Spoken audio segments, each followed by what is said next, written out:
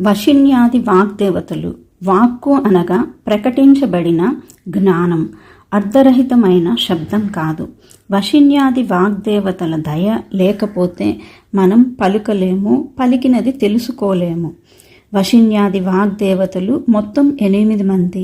వీరు సాక్షాత్తు అమ్మవారి స్వరూపాలు, అమ్మవారి నుండి వచ్చిన అమ్మవారి యొక్క పూర్ణ స్వరూపాలు.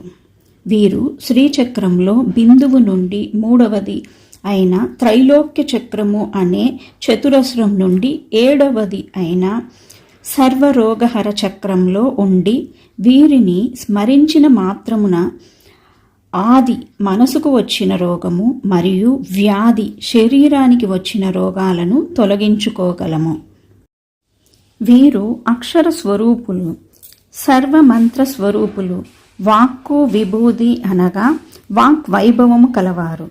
వీరు మన ఉపాధులలో అనగా శరీరములలో ఉండుట వలనే మనము మాట్లాడగలుగుతున్నాము.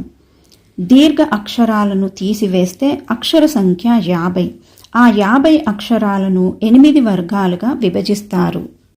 ఆ 8 అక్షర వర్గాలకు 8 మంది వశిన్యాది వాగ్దేవతలు అధికారిణులు. ఆ 8 మంది వాగ్దేవతల గురించి ఇప్పుడు మనం తెలుసుకుందాము. వశిని వాగ్దేవత ఆ నుండి అహ అనే 16 స్వరాక్షరములకు అధిదేవి మన కంఠములో ఉంటుంది. వశీకరణ మంత్రాది దేవత. ఈమె దయ ఉంటే లోకంలో అన్నీ మన వశమవుతాయి, మన పాదక్రాంతం అవుతాయి. కామేశ్వరి కా వర్గమునకు దేవి. మన తాలువులలో దవడలలో ఉంటుంది.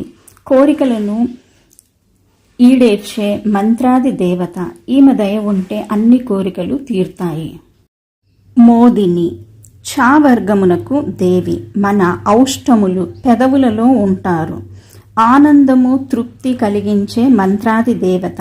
ఈమె దయ ఉంటే అన్ని ఆనందాలే. విమల టా వర్గమునకు దేవి. మన దంతములలో ఉంటారు. ఈమె దయ ఉంటే నిర్మల జ్ఞానం అనగా బ్రహ్మ జ్ఞానం లభిస్తుంది. అరుణ తా వర్గమునకు దేవి. మన అంగిలిలో ఉంటారు. ఈమె దయ ఉంటే సకల దేవతల కృప కలుగుతుంది. జయిని పా వర్గమునకు దేవి. అభ్యంతర వాక్స్థానము. ఈమె దయ ఉంటే జయం లభిస్తుంది. సర్వేశ్వరి యా వర్గమునకు దేవి. బాహ్య వాక్స్థానము. ఈమె దయ ఉంటే అధికారం లభిస్తుంది. కౌలిని షా వర్గమునకు దేవి. నాలుకపై ఉండి కుండలి